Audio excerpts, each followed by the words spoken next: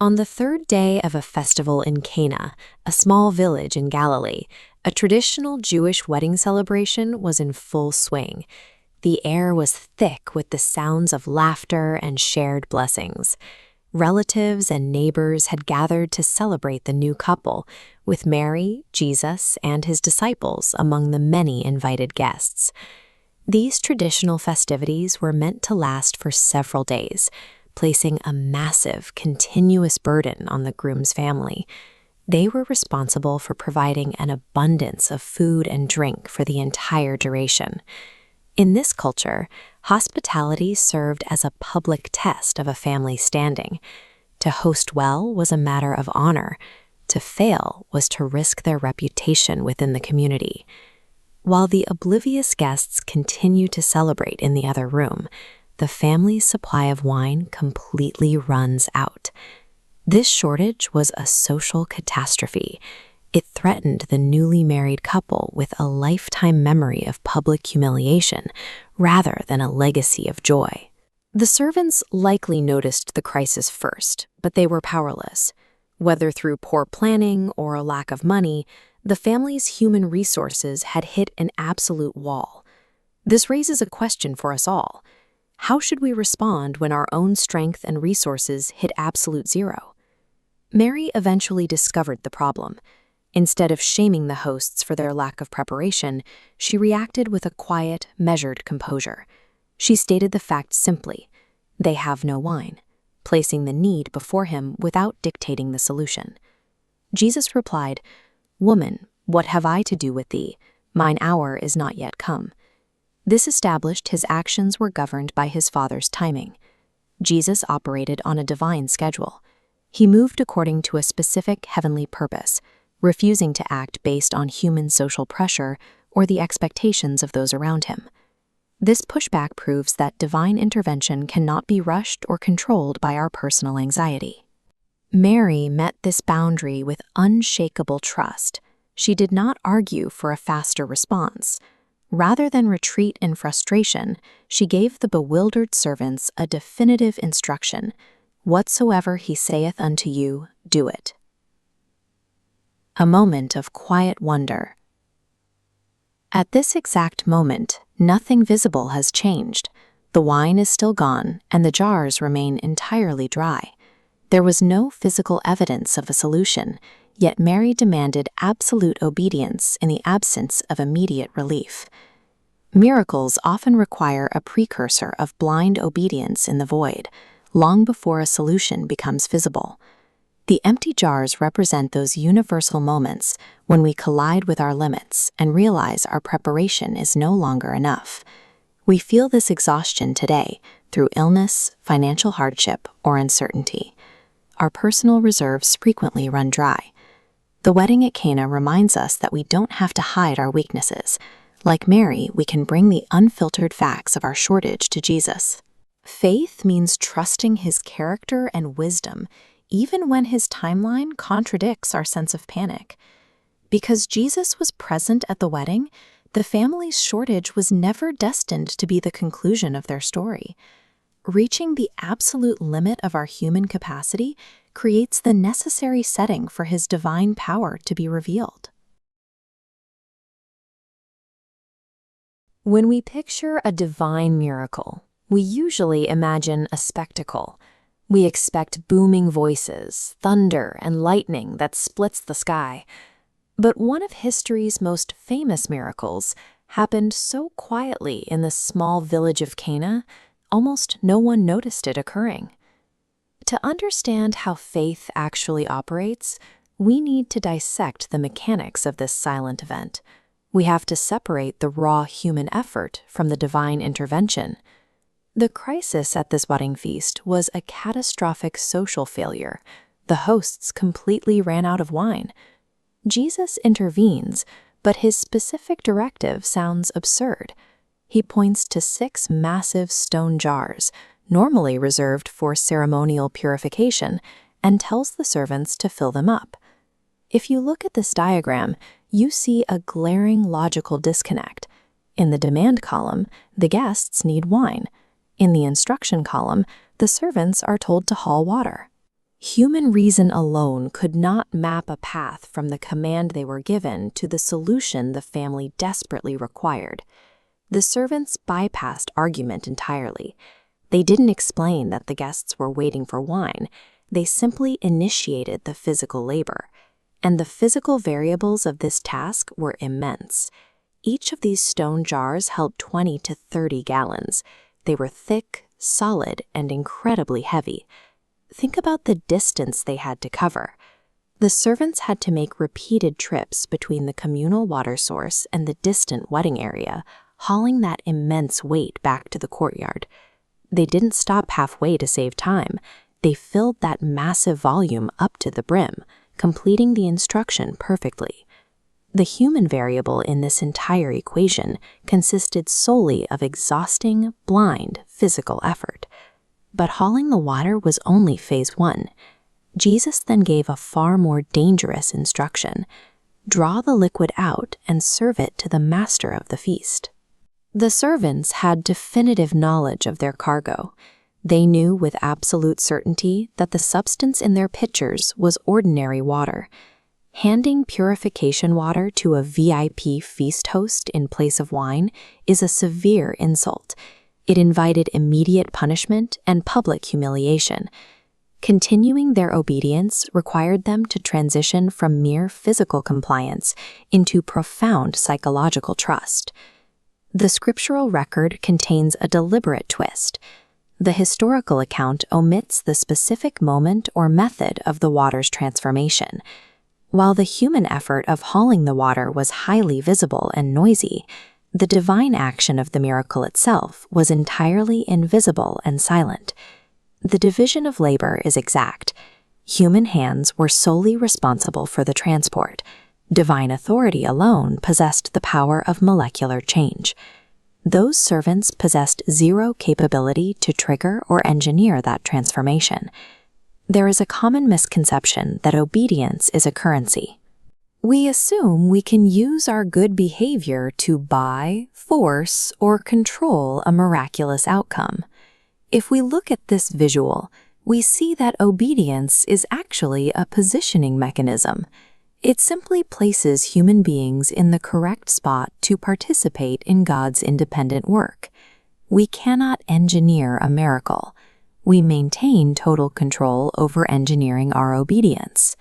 When we pray for complex crises to be resolved in our own lives, the answer often begins with mundane, seemingly unrelated instructions.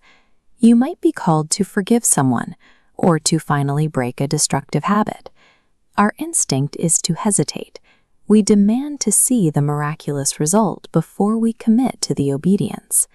The servants triumphed because they stepped forward while looking at nothing but ordinary water. They moved before they saw the proof. Execute the ordinary instructions. Whatever He says to you, do it, and trust God to handle the extraordinary results. Observe the wine swirling into this cup. When the master of the feast tastes the new arrival at the wedding in Cana, he is struck by its remarkable quality. The custom of the era was practical. Hosts served their best wine early in the celebration. Once the guests had plenty to drink and their palates were dull, the hosts would switch to an inferior vintage. But here, the groom is praised for keeping the best wine in reserve until the very end. The irony is that the groom has no idea why the wine is so good. The guests holding those cups are in the dark too, laughing and celebrating, while oblivious to the fact that they are consuming the result of a miracle. Modern life often follows this same pattern. Every morning we wake up and consume daily necessities, oxygen, food, and the opportunities presented to us. When things go right, we misattribute these blessings. We credit a fortunate outcome to a lucky break, assume our health is a given of biology, or conclude that our success is the sole result of personal effort. We become focused on the gift in our hands, often ignoring the one who provided it. This focus on the supply leaves our gratitude tied to the physical gift. If we only recognize the wine and not the provider, we remain mere consumers, isolated from the reality that sustains our survival. The servants were the only people at the wedding who understood the secret. They were the ones who carried out the mechanics of the event. Jesus told the servants to fill 6 heavy stone jars with water. Their combined capacity reaches over 100 gallons, or 380 liters. Compare that massive volume to a single serving cup. He flooded the shortage with an overwhelming surplus. Witnessing this miraculous transformation required physical participation. The servants had to fill those heavy jars with water and carry the result to the master of the feast. The family's own resources were spent. This massive output shows divine generosity operating independently of human shortages and limitations. These ancient stone ruins in Cana feature large jars. Jesus chose to use vessels like these rather than standard drinking barrels. In the first century, they were reserved for Jewish ceremonial purification, the practice of outward religious washing before a meal. Jesus took these tools of external ritual and repurposed them. The old system relied on outward ceremonies that clean the hands but do not change the heart. By turning that purification water into wine, Jesus introduced the joy of inner renewal and salvation. Spiritual life is not a matter of improving religious customs.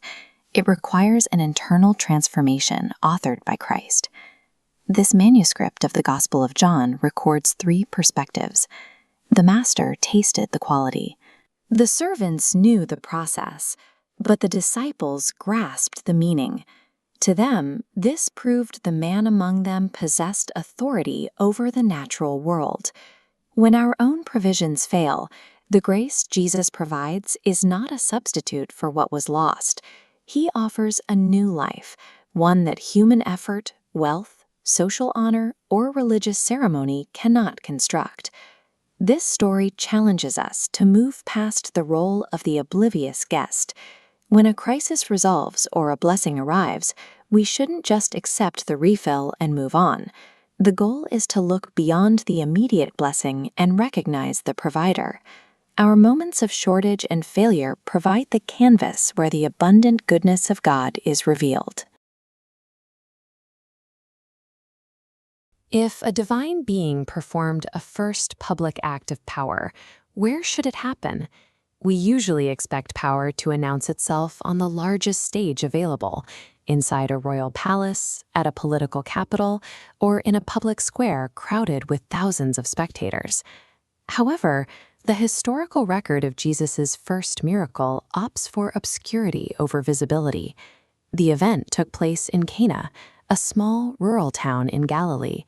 There was no crowd of thousands, only a wedding celebration for an unnamed local family. This choice creates a riddle. By bypassing the centers of worldly influence to debut his authority, Jesus established a specific pattern for how his power would be revealed. The crisis at this wedding was a lack of wine, a total depletion of the primary drink used for the week-long celebration.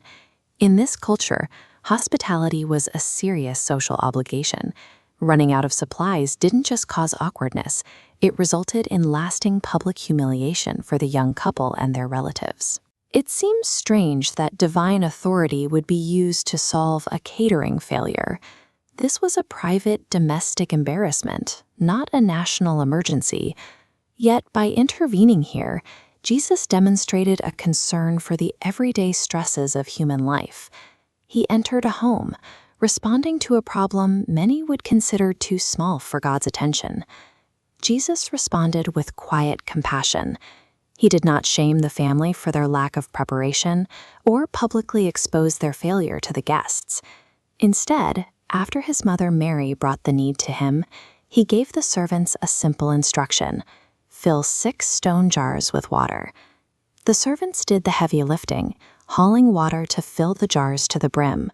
Their labor was necessary, but their work did not cause the transformation. This suggests that human action is not a method for controlling God. It is instead a way to participate in the situation so that we can witness what He alone can do. This mirrors the experience of faith today. It involves taking a practical step of obedience, filling the jars, and placing the outcome in God's hands without seeing the final plan. When the water became wine, the guests and the master of the feast enjoyed the result without knowing its source. They experienced the benefit of the miracle, but missed its meaning. The disciples had a different reaction. They saw the transformation, and as the text notes, they believed in Him. This event moved them from mere followers to witnesses of His authority. To understand why, we must look at the difference between a miracle and a sign. A miracle solves a specific physical problem. A sign, however, points beyond itself, highlighting a larger truth about the identity of the person performing it. The purpose of the wine was to reveal Jesus' glory. It served as evidence that the teacher they were following possessed power over the natural world. The wedding at Cana eventually ended. The wine was consumed, the jars were emptied again, and the guests went home. This brief moment of physical provision signaled a larger intent, the internal transformation of the person. Jesus offers to replace guilt with forgiveness and fear with peace. These changes are not external or temporary. They address the state of the human heart. The glory revealed at this wedding was the first step toward a much larger mission. While Cana solved a social shortage, the cross and the resurrection would address a universal human need, the reconciliation of people to God. Cana established the truth that Jesus can change the nature of what He touches. Through faith, He offers a new beginning to those who are spiritually exhausted. You may currently be experiencing a shortage of your own. Perhaps a relationship is strained, your plans have failed, or your personal resources are gone. The event at Cana shows that reaching the limit of your own strength does not mean the situation is over. It is often the moment where a sign begins, but we must be careful not to value the gift more than the one providing it. Faith is more than seeking a solution to a problem. The signal invitation of the story is to move past the wonder of the miracle. Look at the Savior, recognize His glory, and place your trust in Him.